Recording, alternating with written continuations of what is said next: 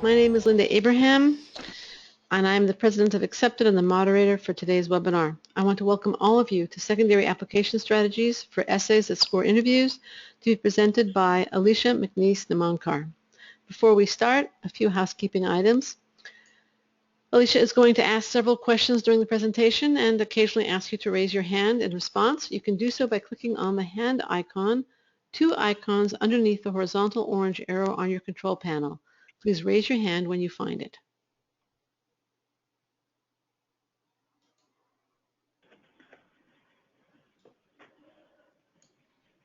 Okay, how many of you found it? Great. You folks are doing a fantastic job. Okay, you can put your hands down now. Thank you. That's great. Okay. Raising hands allows you to respond to our questions. What about your questions? We have a lot of time during and at the end of Alicia's presentation for questions, and we'll answer them at those points in time. If you have a general question and we run out of time before answering it today, you can post it on Accepted's blog at accepted.com/secondaries, secondaries, accepted.com/secondaries. Final few points. One, we've prepared a worksheet to help you take notes and just basically get value from the webinar. If you have not done so, please download it and print it out. You can also, just keep it on your screen if you prefer. You'll find a link in the handouts section of your dashboard. And that's kind of towards the bottom, but it's there. We use the question window for your questions, as I mentioned, but we're also going to use it for you to answer our questions. So if Alicia asks an open-ended question, please post your response in the question window. Finally, when you leave, or not yet finally, the next point is when you leave, you'll receive a brief survey. Please fill it out. We value your feedback. I personally review it, and we definitely make changes and hopefully improve the webinars as a result. Finally, and this is the finally, I'm thrilled to introduce Alicia McNease Nimonkar, who will present secondary application strategies for essays that score interviews today. Alicia started advising Accepted clients in 2012. She immediately was earning rave reviews from those clients. Prior to joining Accepted, she both evaluated applications and advised med school applicants as director of the UC Davis postbac program. She brings enormous insight and experience with the medical school application process to our webinar today. Without further ado, Alicia McNease Nimonkar and Secondary Application Strategies for Essays that Score Interviews. Thank you everyone for joining us. We're going to start by asking for a show of hands. So how many of you listening have completed secondary application essays before?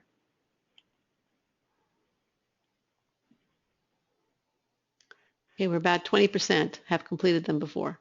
So. Okay, great. Yeah. We're going to have you complete a poll next. So for those of you who have submitted secondaries or who are thinking about doing it soon, what did you learn or what do you expect to learn about the experience? So what do you expect will be difficult in completing secondary essays? They're on the screen. Okay, just click on the item that's most relevant to you. The options are processing the secondaries quickly, the sheer number of secondaries, not knowing what to write, and the fourth one is rewriting essays and still keeping them distinctive. Okay, we're getting a good response. Can we get it over 80%? We're at 79 now, so it should be easy. 5, let's see if anybody else want to vote. 5, 4, 3, 2, 1. Great, with 82% voting. Here are the results. 17% are concerned about processing the secondaries quickly. The sheer number of secondaries concerns 22%, and the winner is not knowing what to write with 43%. And then the tie for last place is rewriting the essays and still keeping them school specific and distinctive. Okay, right, so these are pretty much what you anticipated, Alicia? Yeah, this is great. So we're going to help you and give you strategies for each one of these areas so that the process will go more smoothly for you, hopefully. So for those of you new to the process, since only 20% have done them in the past, secondary application invitations are sent after medical schools have received your AMCAS primary application. So secondaries typically contain anywhere from 1 long essay to maybe 5 short essays on average. They allow the medical school to learn more about you as an applicant and to find out how much you know about them and their school. They often give you a chance to update the school on your current activities or recent publications or awards. So basically, they want to know what you're doing while you're applying to medical school. And actions always speak louder than words. And what's important for you to know is that letters of recommendation are due with the secondary applications. So the deadlines that are given on the secondary applications are usually a month or two from the date you receive them.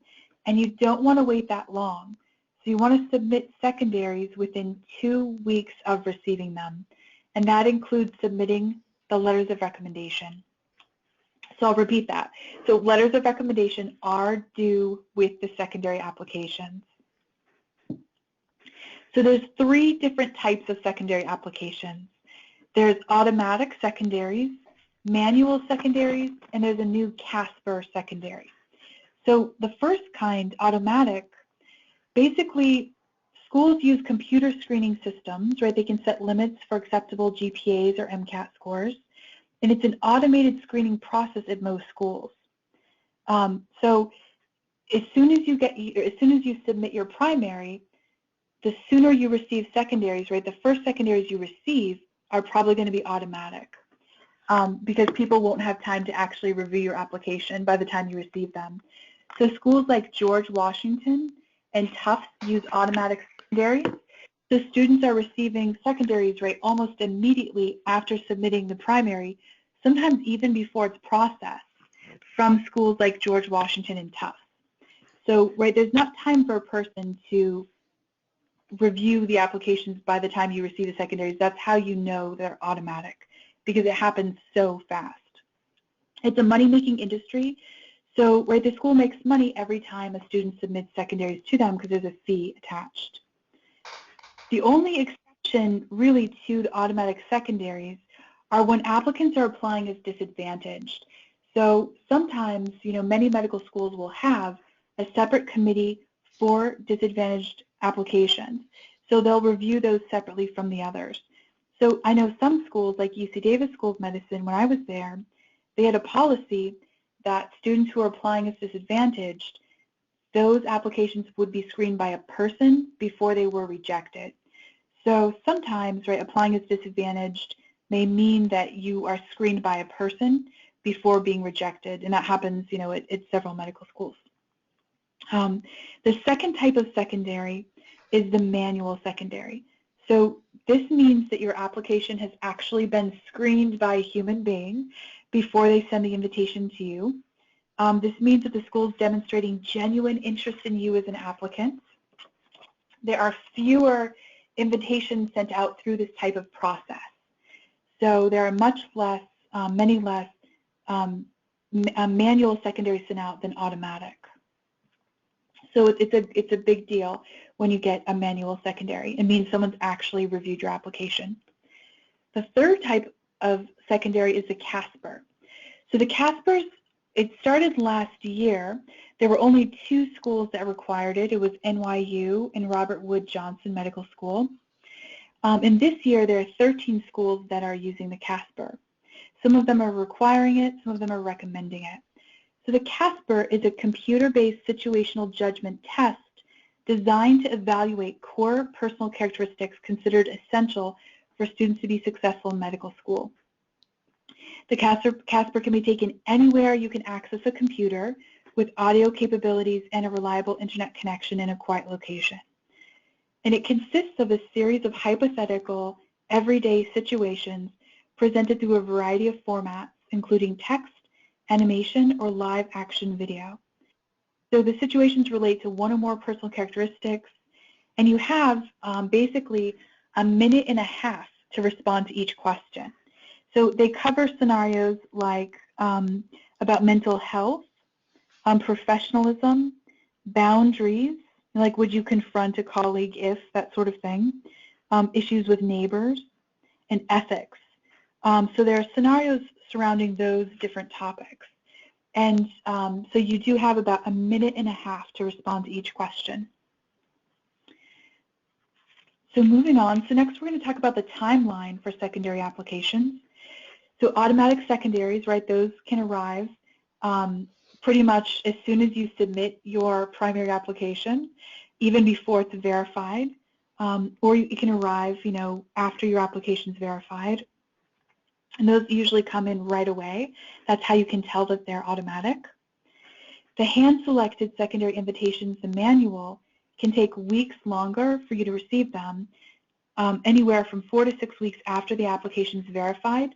And that's because, right, they require people to read through the application, so it takes more time. I would say, again, I'm repeating this, it's best for you to submit your secondary applications 2 weeks after receiving them.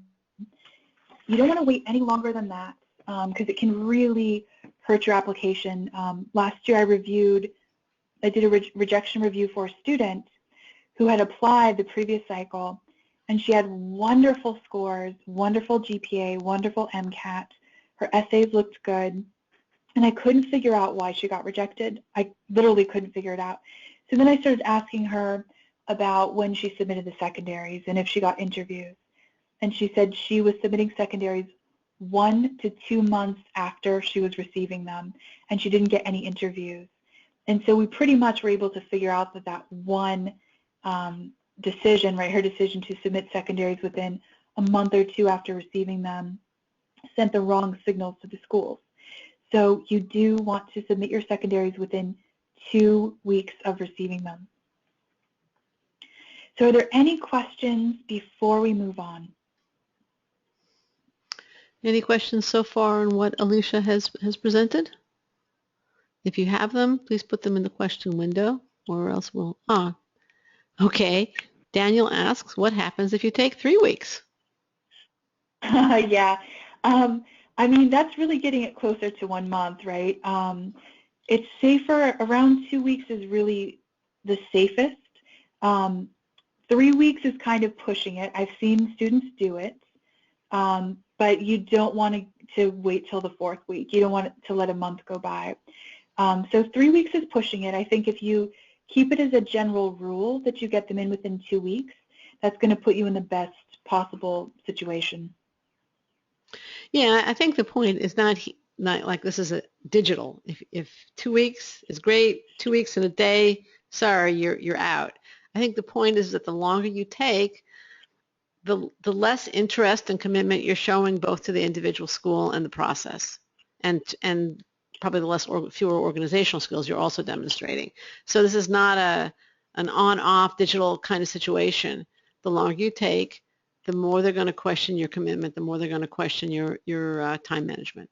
Am I correct, Alicia? Yes, exactly. I mean, I have students who, because they're so excited about a school, they will already have pre-written the secondary essays, and they'll submit them like a day or two after they get the actual secondary because they've already spent the time preparing because they were so excited about the school. Yeah, so I agree with you. The sooner you get them in, the better. And it's no hard and fast rule. It's just a general recommended guideline. Like that's what we've seen to be the most successful approach. Okay. Yeah. The other question, we're having a couple of questions here about committee letters. What if committee letters won't be uploaded till August? Oh yeah, committee letters. Okay. And does the 2-week rule still apply? So with committee letters, no, I understand that some schools are submitting those to students later because they're taking time to interview students and it's a process of preparing them and writing them. I would say it's more important to get your secondary essays in with the letters of recommendation that you do have available as soon as possible. So if you know it's going to be a month or two after the date you receive the secondary that the committee letter will be available, I would say make sure that you get individual copies of your letters so that you can, if you have to, submit them separately that you can, without the committee letter. And I've written a blog actually on the accepted.com website. There's a blog available about committee letters. There's only a handful of schools that require them. So, unless you're applying to those schools that are written about in the blog, a committee letter is not required at most medical schools. Okay, and this will be the last question, and we'll come back to questions later, all right? Last question for now. Should we prioritize secondaries based on how much we want to get into the specific school, or do them in the order in which they're received? So I would say you have the greatest chance of getting accepted to the medical schools in your state, the state in which you're considered a resident.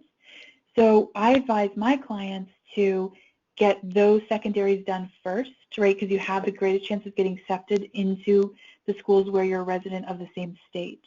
So do those first, and then prioritize, right, based on what are, your safety schools, and then, of course, like the REACH schools would be the least priority. Right. Okay. Yeah. Okay. Thank you all for your questions. I think we should move on, and then at the end we'll have time to come back to them.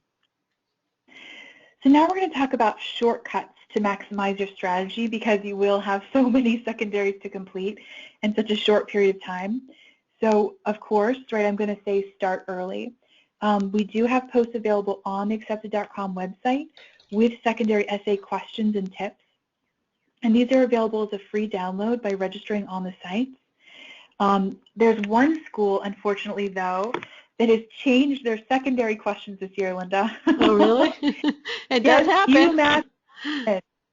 UMass Boston has changed every single question. Oh, wow. So I had a student, today actually, she pre-wrote those secondaries. Oh, gosh. And most medical schools will change maybe one or two questions, but this is the first time in 12 years for me that I've ever seen a school change every question. How about you, Linda? They don't change that much, but I mean, they can do whatever they want, and there's no rules. For many years, I actually didn't encourage pre-writing secondaries because schools do change questions. But with the increasing use of automatic secondaries and the fact that you can usually adapt already written secondaries for another school, even if this school isn't using them, I've become a convert to pre-writing secondaries. We do have some tip posts. Just click the link. I provided a link in your chat window for our tip post. You can go there after the webinar, and you'll be getting a lot of these URLs later. Yeah, so anyway, that's my take on the secondaries, on pre-writing.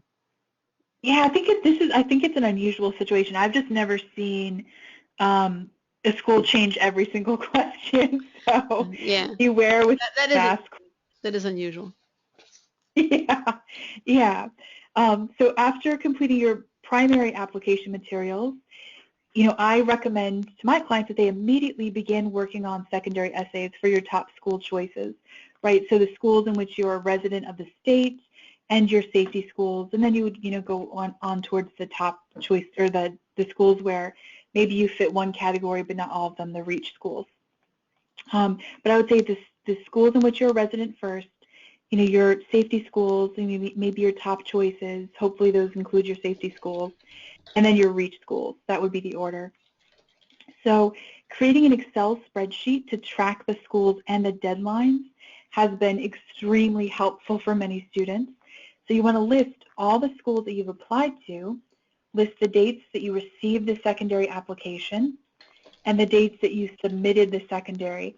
That can be very helpful for you to keep track of, right, to make sure that you're getting everything in within 2 weeks. And if for some reason you don't end up getting an interview, if you go back and look and say, oh, well, I waited, 3.5 weeks to get that one in, almost, a month, maybe that had, an impact on their choice because they saw that they weren't a priority for me. Keeping this Excel spreadsheet will help you keep track of your progress for all the schools and to stay focused and motivated. I know when you have so many essays coming at you, it can be overwhelming. I sometimes have students applying to 25, 30 plus schools, and it can get very overwhelming, especially when they all seem to come in at the same time. So having a big, general overview in an Excel spreadsheet, giving you a big picture perspective of, okay, how many have I gotten? How many do I need to get done? That can really help you stay focused and, come up with a plan to say, hey, I'm going to get these 3 in this week, these 5 in next week. You want to make sure that you don't forget schools. It can be easy to do. I recommend, of course, working with a professional editor or admissions consultant like me and my colleagues at accepted.com. Getting advice and editing assistance from experts like us can help you improve the quality of your writing and your chances of gaining an interview. So my goal is always to encourage my students to do their best writing, to submit essays that they're proud of and that they feel fully represents them. So we can help you identify what information to include in your essays. Somebody did mention, right, or many people said they did have a hard time knowing what to write. And I agree, right, it can be very difficult to know strategically if you're using this experience for essay 1, that experience for essay 2, what should you put in essay 3? So you want to look at the strategy, right? You don't want to write about the same activities for all 3 or 4 essays. You want to take the time, right, to make good decisions about covering a variety of different experiences you've had, and using outlines often leads to better writing as well. So now we're going to talk about the anatomy of a secondary application. So there are 3 basic types of questions. So they can be one long autobiographical essay or several short essays about you. The second type are essays about them. They want to know what you know about them. And the third type are essay questions about you and them. So we're going to go into each of one of these in detail. So the first kind, right, the autobiographical essays or several short essays about you, they can include, some examples are Baylor's, for example, indicate any special experiences, unusual factors, or other information you feel would be helpful in evaluating you, including but not limited to education, employment, and extracurricular activities prevailing over adversity. You may expand upon but not repeat AMCAS application information, 2,000 character limit. A short essay example would be, tell us about some challenges that you've overcome, what's been your most rewarding experience, do you have any special interest in a particular area in medicine, or things like where do you see yourself in 10 years. Often they will request new information, including updates or covering old information from a new angle. And one of the best tips I can give you, especially for the people who are maybe not applying this cycle but next, or if you haven't submitted your primary, is to hold back on revealing maybe one long-term hobby or talent in the primary application, because you'll get a lot of secondary questions about, tell us, something you didn't mention in the primary. And if you've given everything up in the primary, I know some people really struggle to answer those secondary questions. So you want to hold back on maybe 1 or 2 talents or hobbies so that you can wow them and surprise them in the secondaries. Often, right, you can cover events from childhood and on. They want to get to know you as a person. They'll ask about characteristics, important experiences. So for those of you listening, what kind of information are you thinking of including about yourself for these secondary questions? Okay, anybody want to share something in the question window?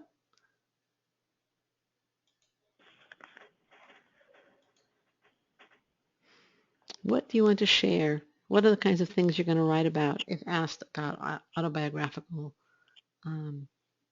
information? All right, so Jared says diverse international experience in high school and college, mission trips, living in Europe, etc. Sounds pretty good. Harrison suggests diversity. Vikesh asks, is it okay to talk about your upbringing in a different country? Victoria wants to write about how many hobbies have helped her with balance, how hobbies have helped her in balancing her coursework. Diana asks, is it appropriate to talk about a weight loss journey? Morgan, what about discussing about how a chronic illness has influenced your view of medicine? Christopher wants to write about patenting a medical invention. Sounds like we have some very talented people here this evening. Wow, these are amazing. And if I mispronounce somebody's name, please accept my apologies. Alukika wants to talk about, is the immigrant experience too cliched? Somebody else wants to write about overcoming socioeconomic obstacles. Simone? So there's lots of great ideas here. Yeah, these sound fantastic. Hobbies, a weight loss journey, a patent, that's impressive. And I do think you want to be careful with chronic illness in that, if it's helped you gain perseverance or positive skills or characteristics, make sure you frame it, in terms of what you gain from it, because you don't want to share your, personal medical history, right? Like you don't want to share too much information. The immigrant experience, I don't think it's cliche at all, as long as you give the details of what country you're from, why you decided to immigrate, what your experience was like. So it's different for every person. So you want to make sure, right, that you discuss what skills or talents or characteristics you developed as a result of that immigrant experience, and that would make it unique. I think you have to talk about, just don't, pardon me for interrupting. I think it's really important to talk about your immigrant experience, not the immigrant experience. Yeah, yeah, yeah. It's different for everyone, right? So make sure that you go into detail about what was unique for you. How did you connect with the culture or the language or and the socioeconomic backgrounds or obstacles? That's always a great one, right? People who've overcome significant barriers like that to reach higher education often have very heroic, interesting stories to tell. So just as long as you show self-reflection, right, these essays, will be fantastic. So another strategy I recommend for this type of question when you're going into detail about yourself is using a timeline you've created of your life that includes all significant events and or an updated copy of your resume or CV. So using something like Sutori, that's a great free website. It's sutori.com, sutori.com.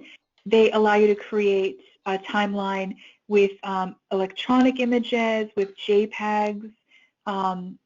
It's a great, great resource so that you can have fun creating this timeline, right, but that it'll also be useful to you. You can check off the items that you've already covered in your primary application, and then you can create a list from the remaining items that you've not covered, which are related to clinical, research, work, or leadership and community service. So are there any items that relate to how you've overcome adversity, right? Looking at a timeline, looking at images from your childhood or during that time period can really jog your memory, right? So it can be very powerful to have those pictures. And I have to say, I love seeing, right, when clients have done a really fantastic job and they've been very creative. It's really fun to see what they've come up with. So strategically selecting the activities or events that will reveal more about you as a person, right? So create an outline using this short list. So this can be a really fun, creative way for you to generate more content. So the second type of secondary questions are questions about them. So probably the best example I have is Cornell in 3 words. Why our school, right? It doesn't get more succinct than that. So they want to know how much you know about their school and what is important to them. So do your research on these. I can't emphasize that enough. It's so obvious when a student has copied and pasted why their school from school to school without doing any research about the individual schools. It's really, really obvious. I'm sure you've seen that a lot, right, Linda? Oh, yeah. Yeah, Sure. you don't want to do that. No. Because they can What's that?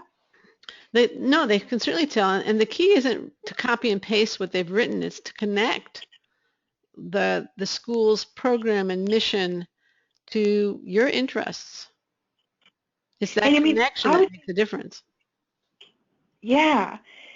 So you want to make that connection, and it can be helpful to go and visit the schools. If you are applying now, the least you can do is to visit the schools where in the state where you live, right? Like if you live an hour away from a medical school, right, they can see your address on the application. It's going to be really strange if you've never set foot on their campus. And maybe they have pre-health events or fairs every year. So if you live an hour or two away from the schools, go to them. You'll have so much more to say, and there will be some easy connections that you can make. So some other ways that you can find out more about the schools are looking at the mission statements, right? Don't miss the obvious. Go to their websites. Attend pre-med fairs and campus events if you can. Visit the school. Really go and visit if it's an hour away, right? It's crazy not to. Network. So talk to medical students at that school if you have friends, or if you have friends of friends. And then other ideas. What other ways do you guys plan to learn more about the schools? Anybody want to suggest something in the question window?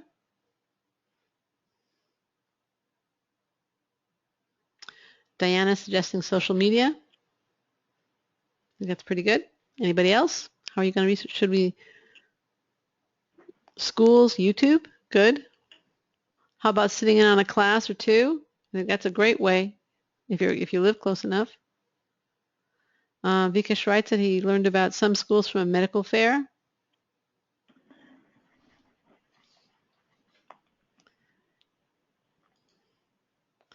Blogs. I learned about blogs written by students, the undergraduate alumni connection attending medical schools. Okay, that's a good one. Yeah, these are great ones. Yeah. It's funny, they all seem to be almost electronic, though, except there was one sitting in class.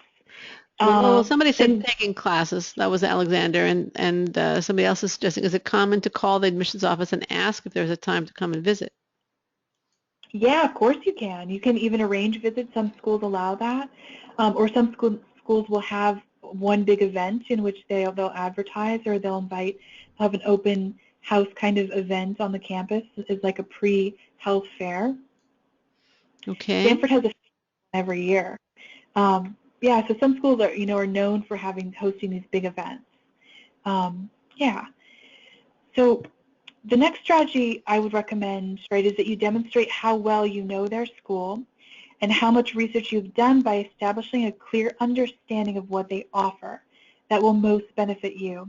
So this would be, you going through the website, reading the blogs, looking through their social media, their YouTube channel, going to the school, going to the med fairs, and making a list, keeping track of what is unique about that school and what interests you most about their programs and what they offer.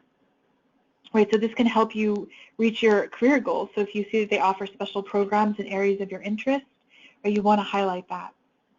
Since space is limited, you'll want to keep this essay focused and select only the most relevant and important reasons. So I had a student today say, well, I want to go to the school because they offer rotations on these 6 hospital campuses. And I was like, oh, is there anything unique about the location? Are they rural, urban? Is it a particular demographic that interests you? And no, it was just that they named these 6 medical, right, or these 6 hospitals on their website, and he thought that, oh, he should just say that's why he wants to go there. But he had no personal connection to them, right?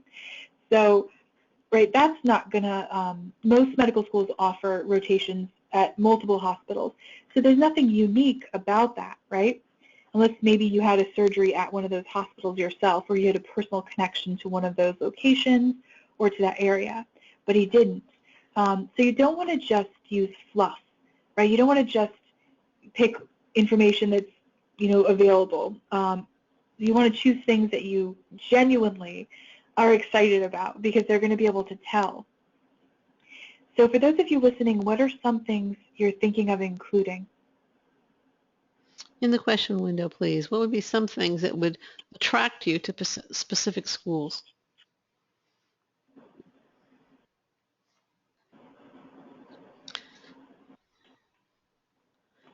Research opportunities, mission, says Khadija. Special tracks that some schools have, like global health tracks. Global health program, focus on serving underserved populations.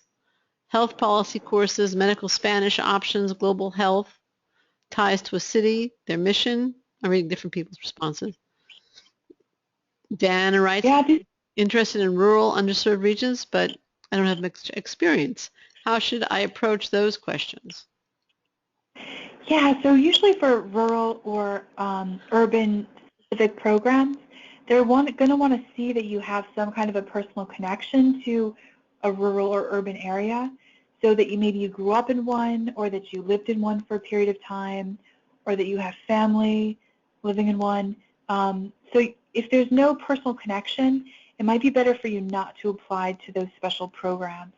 I know, for example, for the UC Davis Rural Prime program, for their medical school, they immediately rejected any students who didn't have a direct connection to rural areas. If they didn't live there for a period of time or have any connection, right, they would immediately reject them for the program. So you do want to have some kind of connection. So these all sound good. So research, mission, special tracks, health policy courses. I would say the keys, go ahead. There are a few others I think that are kind of interesting here too. There are a lot of actually that are interesting. Teaching style, for example, problem-based learning or system-based learning. Match results, another that's from Khadija. The first one was from Christina. The student culture, campus offerings. So there can be different things that will attract different students to specific programs. I think Yeah, several of you are hitting are definitely mentioning them. Yeah, I mean, as long as you're specific, right, you don't want to say, I'm interested in your special track, right? Yeah. You want to say, oh, I'm interested in your special track, in name the exact one that you're actually really interested in. So the more, I would say, the more specific. And I think adding because of what, because it'll help me do X, Y, and Z, or because I love doing ABC in the past. I think that it's not just I want to take this track, it's why and what it's going to do for me. That is really going to make a difference in the secondary. Would you agree with that? That actually goes into my third type of secondary. Okay, go for it. Let's move on. Essay questions about you and them, Okay. right? Just as Linda said, right, if you can imagine a Venn diagram, there it is on the screen, the Venn diagram, right, if you can imagine, right, you and the blue circle on the left, and the school and the yellow circle on the right, you want to find that green area in between. So how will that program benefit you, and how will you benefit the program, right? So it's making sure, right, that you cover, right, both sides of that. So the best example question I have for this is, how will you enhance the diversity on our campus? That's a very, very common question. Almost every school asks it, or a version of it. So these questions require that you balance enough details about you with how much you know about their campus and how you would fit in. So this is like taking the second type of essay questions about them, right, to the next level. So questions about you and them. So the strategy for this one is make a long list of your unique qualities, talents, and experiences. The longer the better. And if you're having trouble creating that list, work with a friend or someone else who's also applying that you're networking with or friends with. Or work with an editor or advisor like me or my colleagues at accepted.com. And we can help you figure out what is unique about you, what are talents that are worth writing about. Doodling maybe not so much, but I have a student who just got one of her art pieces accepted for a television show. They're going to animate her artwork, and she thought, I shouldn't mention that. That's just silly. And I said, what? That's a big deal. It's like an actual really great Cartoon Network that her artwork's going to be featured on. And, she's got to mention that. That's recognition for the quality of her work. So doodling, not so much, right? But awards or recognition for artwork, absolutely. So if you're having difficulty figuring out what to write about, right, talk to family, friends, or professional advisors or mentors. So once you cross out those items that you've already included in your personal statement, you can identify your top 3 on the list as they relate to the school's mission and goals. So what you want to do, and what I have my clients do, is when we're looking at secondary essays, right, they always have the school's mission statement right there above the secondary essays, and then we go and look and we say, hey, what's unique about you, but that also fits in with the school's mission and goals? right? And we talk about that and create outlines, right, and that go into some great depth about why they're perfect for that school. So you can explain, right, how those three identifiers will allow you to connect with the community and how they represent you as an individual. So depending on how much space you have, three might be enough, or you might need to go into more. So are there any questions before we continue on? Yeah, there's some really good ones. Daniel asks, how should I systematically address the why this school? In other words, what should his process be in approaching that question? So what I would have you do is to read up. I mean, obviously it would be best to go to the school, whenever possible. But if that's not possible, right, then I love some of the ideas that people had about going to the blogs, going to the YouTube channel, looking at maybe the student handbook that's available, if they have a Facebook page, going and searching and spending a lot of time learning about the school. And as you're reviewing all that material, creating a list, say have a goal of creating 10 things on the list. Like, hey, this school offers really unique opportunities to study public health, to do an MPH, in between the third or the fourth year or something. Or maybe they offer global tracks and you get to spend, the summers in a different country.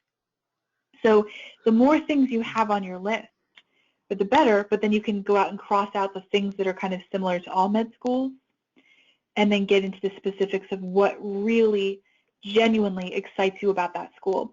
And it does take effort. It takes effort and energy and research. And that's why, we really, really recommend that you start early so that it goes much more smoothly. So that you're not scrambling and having a panic attack while you're trying to read their mission statement and understand it and come up with some things that you're genuinely interested in. Right. Yeah, that's excellent advice. Thank you.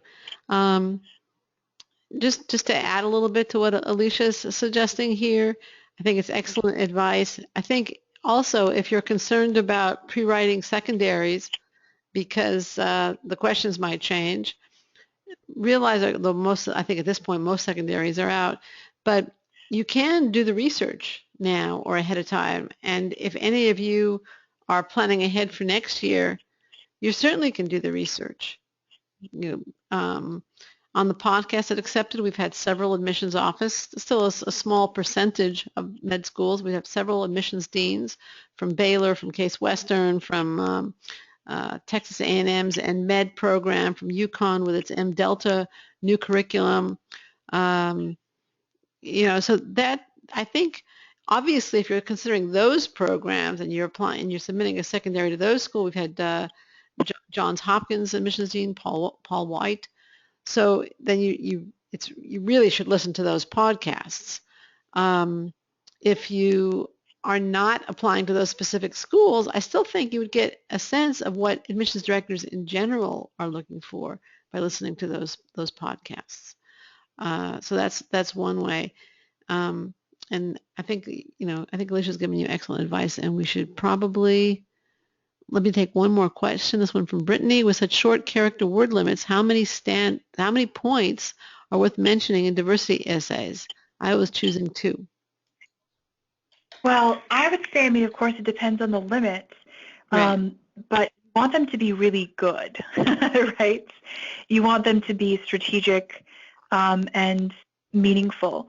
So, depending on the character limit, it just depends on how much detail, if you've got one really incredible thing in your background, like, for example, I have a student who he grew up across multiple continents. His dad was a diplomat, and so he moved to different countries every few years, and he's very knowledgeable about many different cultures.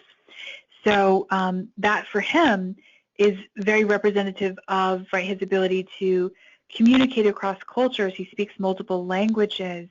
He's very sensitive to different cultural, spiritual, religious practices. So that one thing covers multiple different areas. So it just depends, everyone's different, and I love working with clients on these questions. They're a lot of fun, because they force you to very deeply self-reflect. These conversations can be really fun and really interesting, and you can learn a lot about yourself. True. Okay, let's move on. So the next step.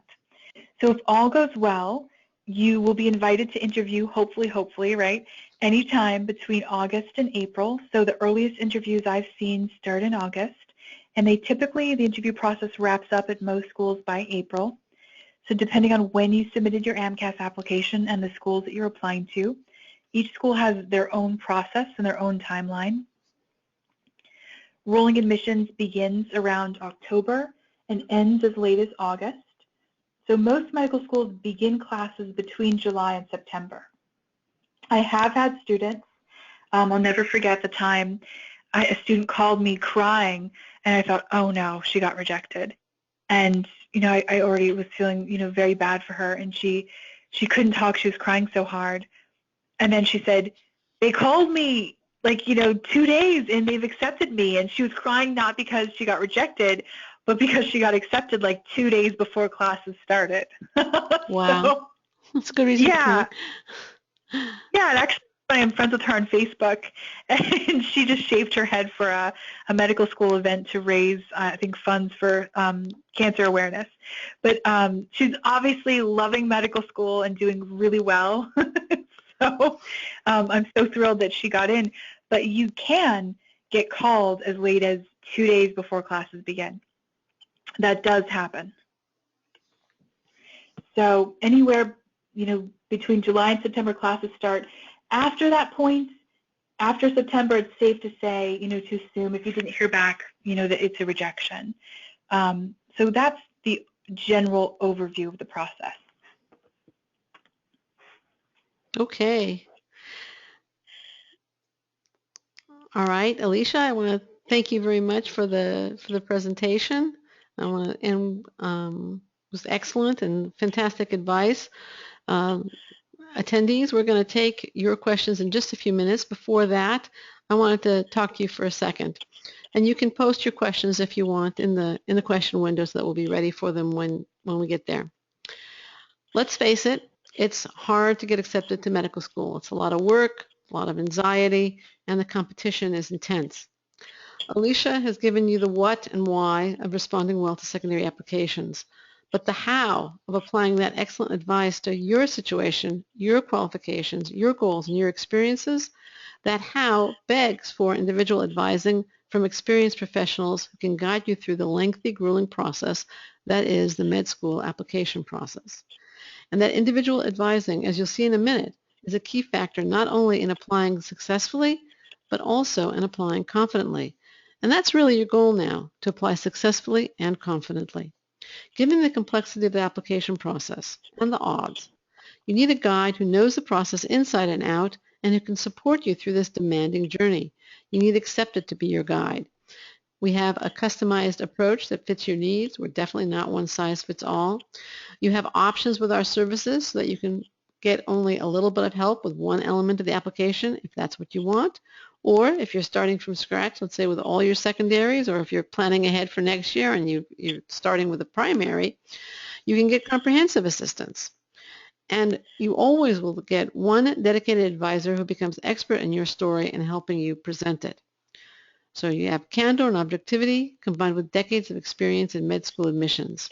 We have the admissions experts, the guides, who can mentor you through the process so that you achieve your goal of applying confidently and successfully.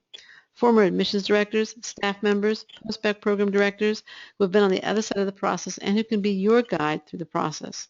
Here's what you should do. Step 1, visit accepted.com/secondary. 2, choose a service that's right for you.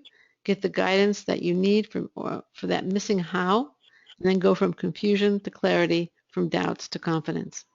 Now, some of you may say that Accepted is expensive. Well, so is rejection. Our fees are clear, but the cost of rejection is not quite as obvious, even though it can be significantly higher. So let's take a look at the risks of not applying with Accepted. You could have to reapply, and that could cost actually in the thousands of dollars between application fees, interview expenses, etc.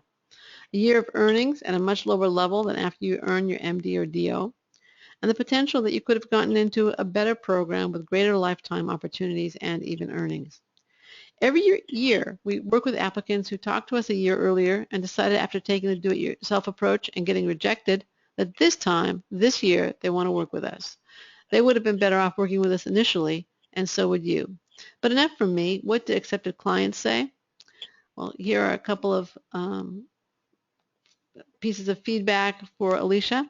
I do apologize for lagging my response. It's evidence that I'm a very busy person because I am a med student.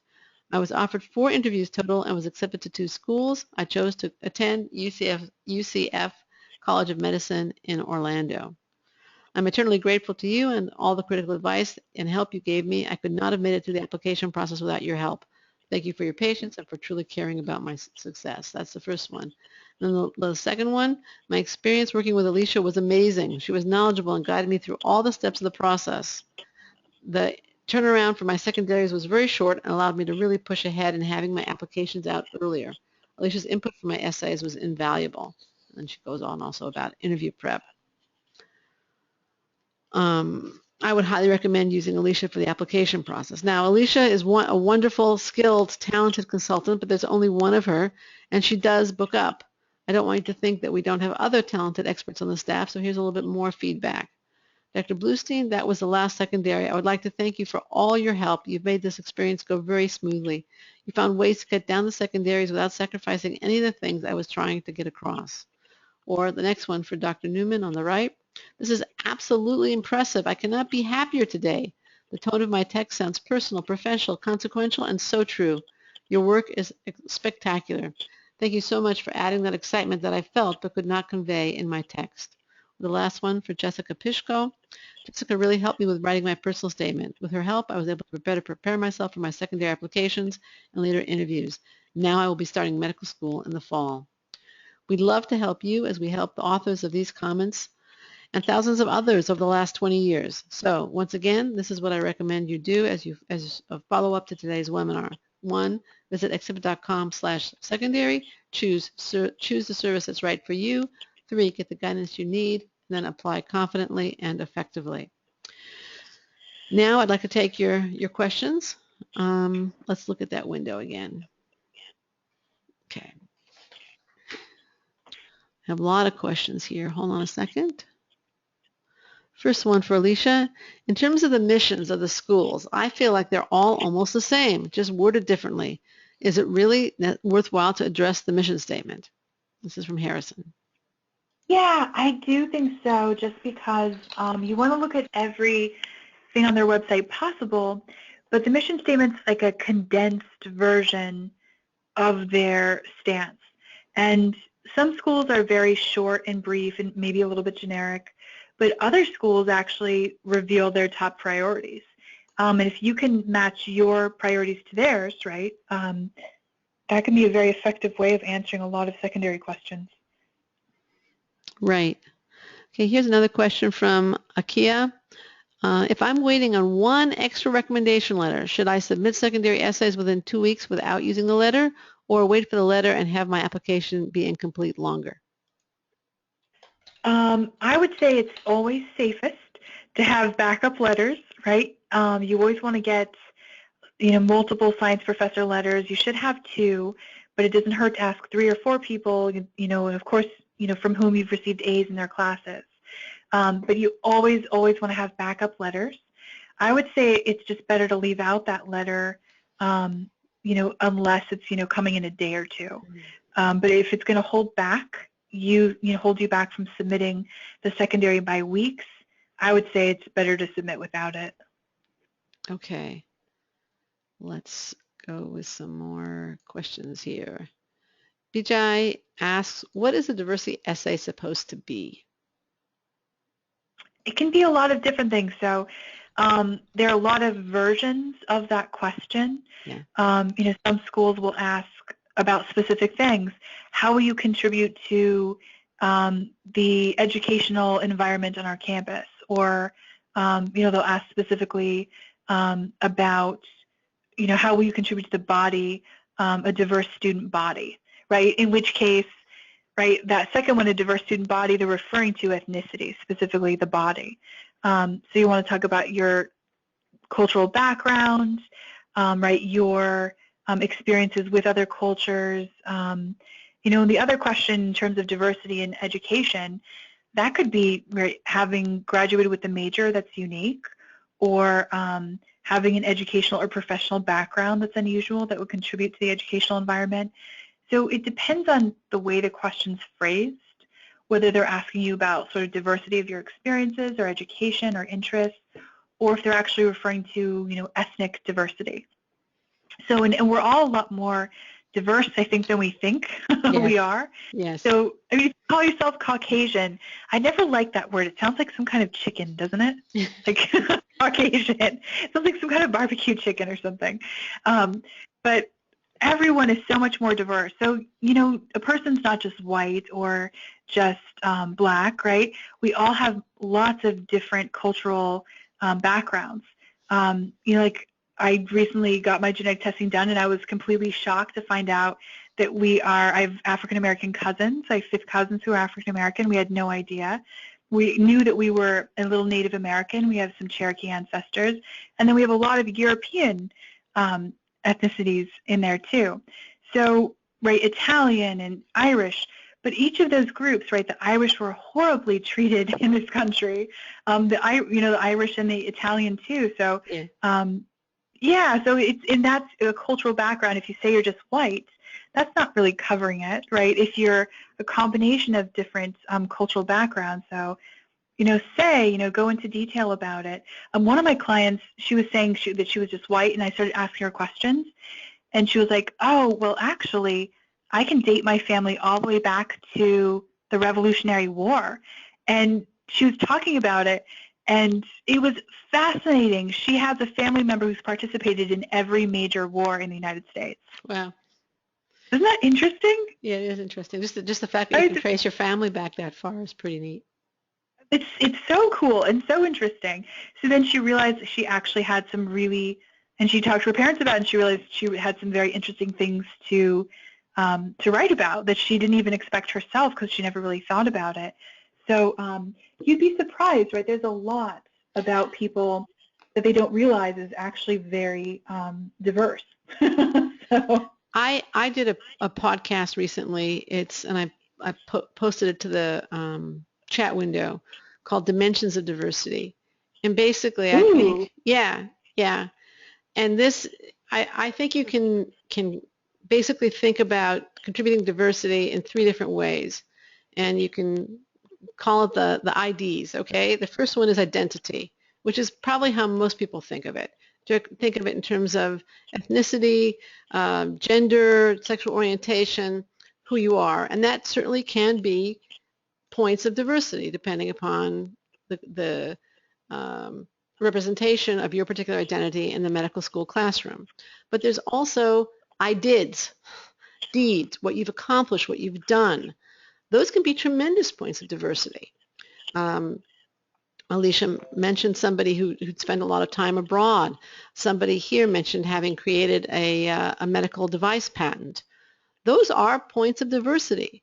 And the third ID is ideas, the way you think, the way you approach things. This can be the influence of a particular religious or spiritual perspective. It could be a political perspective.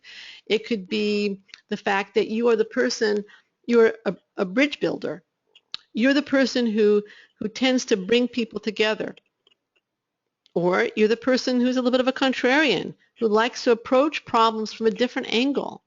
And not so much that you're confrontational about those perspectives, but you frequently can contribute because you tend to approach things from a different angle and maybe think a little bit more critically about the positions that people are taking or the ideas they're proposing.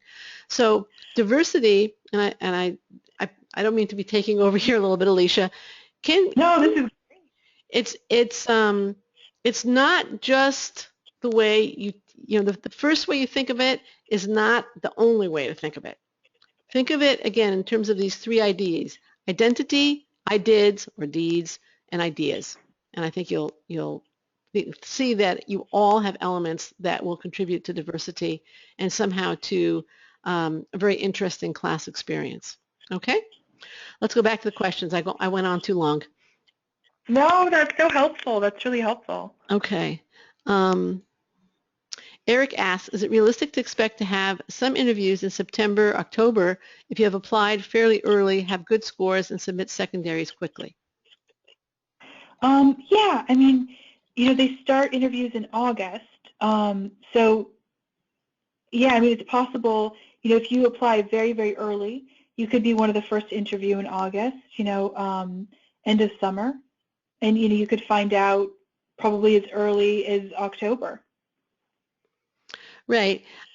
I mean, I know I always get calls in October, November from panicked applicants and their parents worried, we haven't heard anything. We submitted in June, we got our secondaries out, we did everything right, and we're not hearing. It doesn't mean you're rejected. Would you agree with that? Oh yeah, I mean, like the student, I almost said her name, the student who was accepted 2 days before school started. Yeah. I mean, I remember, giving her pep talks where she was like, I'm not hearing anything. Should I be worried? And I would say, not yet. Believe it or not, no news is good news. And I remember her sort of thinking, oh, she's probably just saying that to be nice. But it's true. No news is good news. Like you really can get called very late in the process. Right. So until it's, like October of the next year, you can't be certain. Right. Right. Now here we have a question from Connor. He asks, and there have been similar questions on the board, so I'm just taking his, but there have been others. How much weight do things like jobs and community service from high school hold? Is it worth bringing up or just talk about more recent stuff from the past few years? That's an interesting question for secondaries. Um, Very interesting. It depends on the question, I would say. It depends on, what they're asking. If they're saying, hey, what was your most meaningful clinical experience? I wouldn't recommend using something from high school for that. I'd recommend something more recent. But if you get a question like UC San Diego where it's 10,000 characters, give us an autobiographical sketch covering, any point of time in your life. And in that sort of essay, you could go into detail about, everything you did, including high school stuff, and maybe even earlier stuff. So it depends on the question. The question's really going to give you an idea of what time frames you have available to write about. Okay, great. And that was a really good question. Thank you for the excellent questions here. Simone asks, I'm having some issues with the failure adversity question. What are schools usually looking for? Well, I Resilience. mean, I think it's helpful. Were you going to say something? Resilience. Yeah, I think it's helpful to look at what's the worst thing that can happen to us in life, right? Death, the death of a loved one or a close family member. So, I mean, I would say there's no greater adversity than death, right? Even for doctors, right? You can be the best doctor, provide the best quality care, be the most compassionate, have the most cutting edge technology, but patients are still going to die. So I think there's no greater adversity than death. So looking at, have you ever lost a family member, someone close to you, right? That's an enormous, right? That's the greatest, I think, the most intense form of adversity. And then go back from there, if you had someone experience severe life-threatening illness and maybe recover, then move back from there. So sometimes using like the Holmes Rahe scale, it's a scale that determines stress levels, and it rates the most traumatic or stressful events that you can experience in life. And of course, they rate the highest, the death of a partner. Yeah. Yeah, death of a spouse, that's right.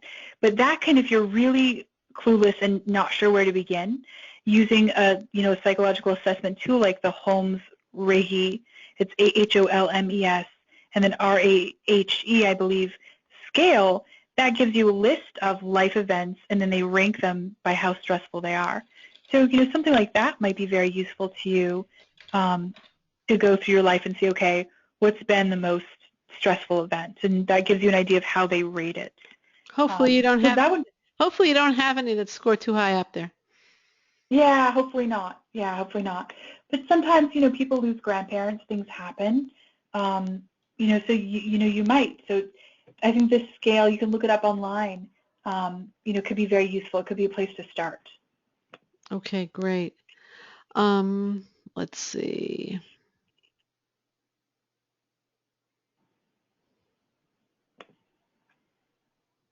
There was one person who asked, I think this is kind of very much related to our one asked, and this is very much related to what you were just talking about. Does the death of a friend sound manipulative, or can it be used? Can it be included? It depends. I mean, if it was someone you barely knew, I wouldn't recommend it.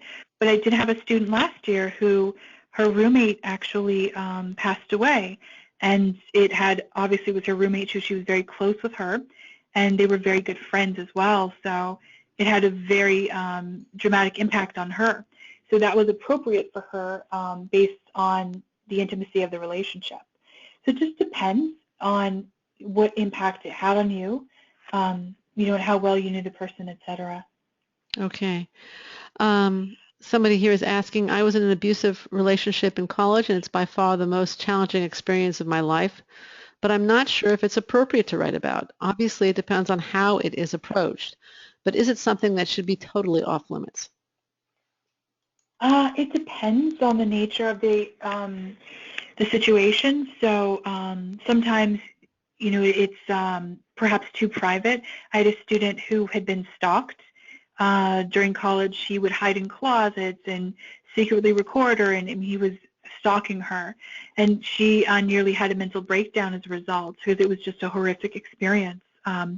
So in that case, it wasn't appropriate for her to share because it's still, I don't know how you feel about it, Linda, but it's still, I think, a little bit taboo to go into too much detail about your own medical history or your own mental health. So you want to be careful in not raising any kind of red flags. I know, what would your advice be, Linda? I think it really depends. I don't think the topic is taboo in terms of having been in an abusive relationship. I think the key is not so much to focus on what was, but to focus on what is, how you grew from the experience, how you're stronger today than you were then, and perhaps how it's affected your medical school ambitions. So a rather trivial metaphor that I sometimes use, um, I am the proud mother of 6 children, and when my kids were little, we had a double stroller, and it was a very heavy double stroller that went through, well, the time I had the second until the youngest one was out of the stroller. But at one point, the metal frame broke, and by then, we knew we were almost finished. We were not going to have more children, and I did not want to get a new stroller, but I went to fix it, and I went to have it soldered. And I was concerned that this piece that was being soldered was going to be weaker and basically not hold the weight of my increasingly large children, and who are by then toddlers. And so I went to have it soldered, and the guy said to me, "No," he says, this is going to be the strongest part of your stroller. The solder is going to be the strongest part. So you have to basically show that you're like a solder, that the experience that was so difficult that perhaps almost broke you has made you stronger today. That's the challenge of dealing with something really of a failure or adversity or an abusive relationship. Um, I think that would be the point. What do you? Yeah, I mean, you just don't want to share details that are Yeah. not appropriate to share. And I think, just stating the facts of what happens can be a helpful way to approach it. And also, I think the best situations or examples I would have are students who became victim advocates as a result, or who started hosting or teaching, sexual assault prevention workshops, or found ways not just to overcome being a victim themselves, becoming a survivor, but also making sure that those things didn't happen to others, or advocating or in doing everything they could to help prevent it. So I think often becoming a survivor and looking after others, right, that's a very powerful way to demonstrate, that you grew from the experience Right. in a positive. The difference between being a survivor and a victim is what you want to portray. You want to be the survivor. Yeah. If at one point you were a victim, in time you were a victim, okay, that's unfortunate, and you know, you probably suffered terribly at that time. But today, when you're applying to medical school, you want to show again that you're stronger than before, stronger than you otherwise would be, and are today a survivor. Okay? Yeah. Yeah. I think that's the best way to approach it. Yeah. Okay. Let's see. Christopher's asking, how can I best prepare for Casper evaluation? That's an interesting question. So Yeah. with Casper, I've had students share with me what the questions are, and I thought about, like talking about it today, but I don't think that would be useful, right? Um, I think the kind of scenarios you're going to see are going to be things about mental health, professionalism, boundaries, things like confrontations or dealing with neighbors, and ethics, ethical questions. So you could, look at the Casper website. They have frequently asked questions section, and they do have some sample questions you could practice there. But I think keeping in mind, you have a minute and a half to answer a question. You could, pull up some medical ethics questions and time yourself and practice. I mean, you could just practice answering questions about mental health, conflicts of interest, professionalism, boundaries, confrontations, with neighbors or other situations, and ethics. So you could, I think, anytime you're going to prepare for something like that, it's just about perhaps practicing your writing speed. So you've got a minute and a half for each question. Okay. Thank you. Now, one thing I meant to ask you earlier, and some people had asked me to go over it again. I think it was UMass Boston that was the school that changed all the questions, right? Yes, yeah. Okay, because Yes. some of them didn't quite get that. So, and you're getting thank yous for your response, by the way. Daniel asked me, what were the 3 things for diversity? That's for me, I guess, the brief summary. That were the 3 IDs, I call them: identity, who you are; your IDIDs or deeds, what you've accomplished; and number 3, ideas, your perspective on things, the way you think about things and approach life, problems, people. Okay? I think that's the summary, Daniel. Let's see. A is asking, has someone already received invitations for secondary applications? I believe they are starting to come in. We have heard about that, yes. Oh, yes, Yes. yeah. Yes. I actually had a student, like as soon as he submitted, he got 2 secondaries. Yeah. And those are the 2 I mentioned. George Washington and Tufts immediately sent him secondaries before the application was even verified. Right, right. Okay.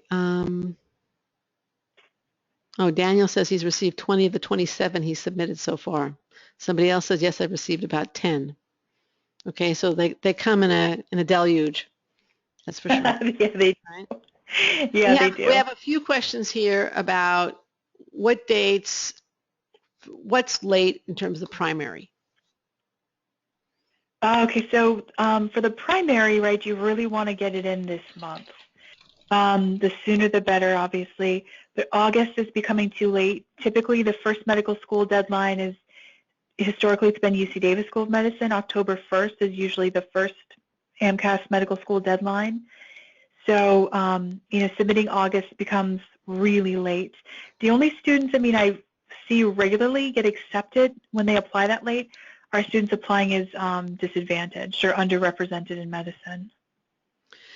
I have heard of some non-underrepresented students accepted late in the application cycle, but there's no doubt in my mind that, percentages go down.